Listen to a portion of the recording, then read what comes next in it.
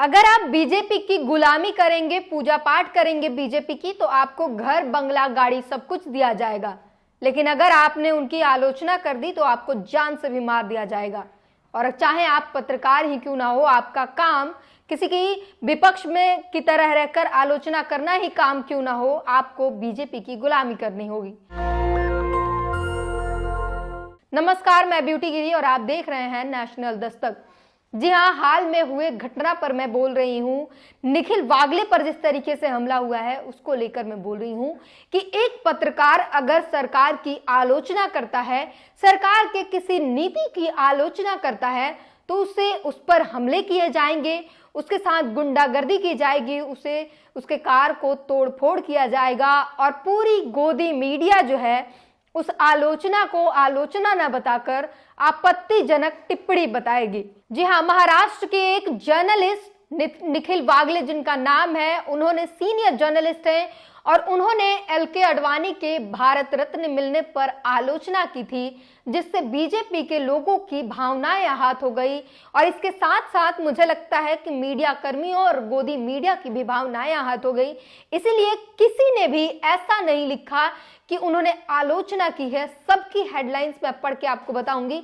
सबने यही कहा कि आपत्तिजनक टिप्पणी के कारण उन पर हमला हुआ है। किसी ने भी ये नहीं कहा कि एक जर्नलिस्ट ने, सीनियर जर्नलिस्ट ने आलोचना की है और इसके बाद आलोचना के कारण उन पर हमला किया गया है। नहीं, सबके हेडलाइन में यही है कि आपत्तिजनक टिप्पणी की है।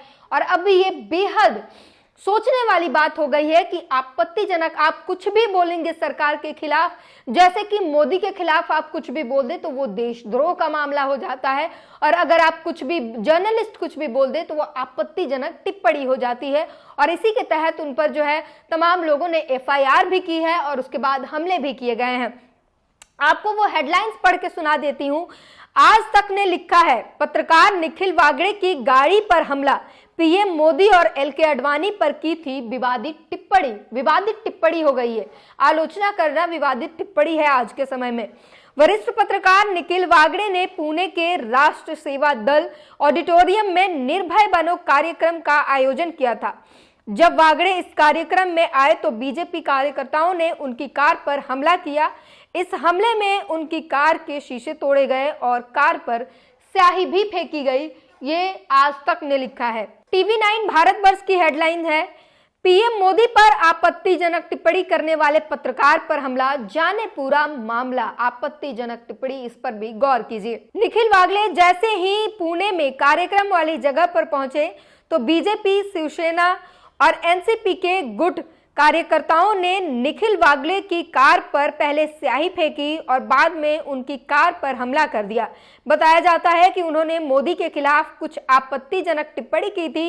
इसी वजह से मोदी समर्थक वागले से नाराज थे।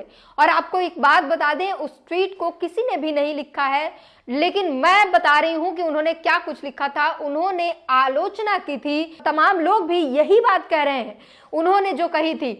तमाम लोग ये कह रहे हैं कि जब एलके आडवाणी रथ यात्रा लेकर निकले थे तब सिर्फ दंगा भड़के थे, हजारों लोगों की जानें गई थी और तमाम लोग जिस जिस रास्ते से वो गए थे वहां पर खून बहे थे, लोगों को अपनी जान गंवानी पड़ी थी।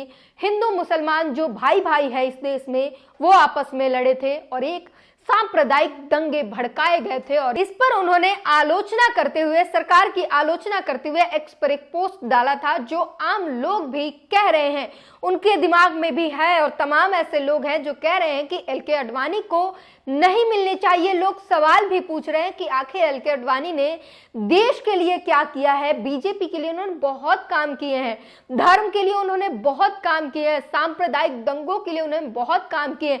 जब उन्होंने यात्राएं निकाली तो बहुत दंगे हुए, बहुत लोगों की जानें गई, मस्जिद तोड़े गए और तमाम कुछ हुआ, जो सब कुछ वो जांच का विषय है। और तमाम चीजें हुई जो सब कुछ सबको पता है क्या कुछ हुए थे। और इसी वजह से सवाल लोग पूछ रहे हैं कि आखिर एलके आडवाणी ने ऐसा क्या किया देश के लिए, जिसके लिए उन्हें भारत रत्न जैसा सम्मान दिया जा रहा है।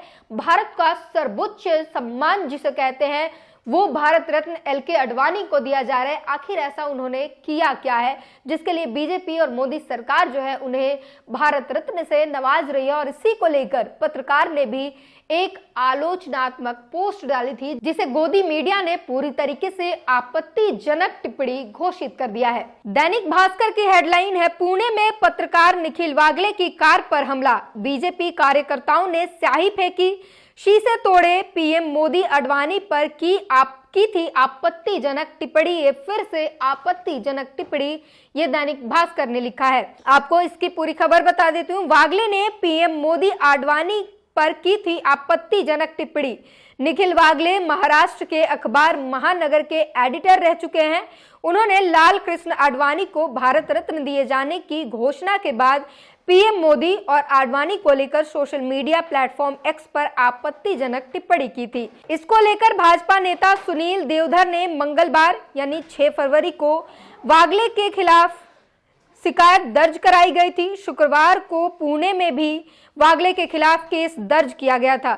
साथ ही निर्भय बनो कार्यक्रम रद्द करने की भी मांग की गई थी, जहां जाने के दौरान वागले के कार पर हमला हुआ था। आपको बता दें कि निर्भय बनो कार्यक्रम का आयोजन उन्होंने किया था, इसको रद्द करने की भी कोशिश की गई थी, जिन्हें उन्होंने नहीं किया था। उस ट्वीट के बाद उन पर कई सारे FIR भी किए गए थे और उसके बाद जब उनसे रहा नहीं गया, उनकी बेचैनी बर्दाश्त नहीं कर पाए, उसके बाद उन्होंने उस कार पर उनके ऊपर हमला कर दिया और उसके बाद उनकी दरिया दिली देखिए, उन्होंने माफ भी कर दिया। निखिल वागले ने उन सभी दंगाइयों को माफ भी कर दिया और साथ ही कहा कि ये मेरे पर कोई पहली बार हमला नहीं हुआ है, ये 7वां हमला है, 6 बार पहले भी हो चुके हैं। और एक बार फिर से एक और अखबार की हेडलाइन पढ़ के सुना देती हूँ। जागरण ने लिखा है, पत्रकार निखिल वागले की कार पर हमला, पीएम मोदी और एलके आडवाणी पर की थी आपत्तिजनक टिप्पणी। फिर से आपत्तिजनक टिप्पणी। और इसके साथ ही आगे लिखा है, जागरण ने लिखा है, पहले भी हुए हैं मुझ पर हमले, निखिल। अधिकारी ने बताया कि निखिल इसके बाद भी कार्यक्रम तक पहुंचने में सफल हुए। कार्यक्रम को संबोधित करते हुए उन्होंने कहा कि मैं उन सभी को माफ करता हूं जिन्होंने मुझ पर हमला किया। उन्होंने आगे कहा कि यह पहली बार नहीं है जब मुझ पर हमला हुआ है, पहले भी 6 बार मुझ पर हमला हो चुका है और ये 7वां था। वहीं लल्लन टॉप ने भी लिखा है, पत्रकार निखिल वागले की कार पर हमला, आडवाणी को भारत रत्न मिलने की आलोचना की थी। निखिल वागले ने लाल कृष्ण आडवाणी को भारत रत्न दिए जाने की घोषणा के बाद उनकी यानी आडवाणी पर प्रधानमंत्री नरेंद्र मोदी की आलोचना की थी, जिसे अपमानजनक बताया गया था।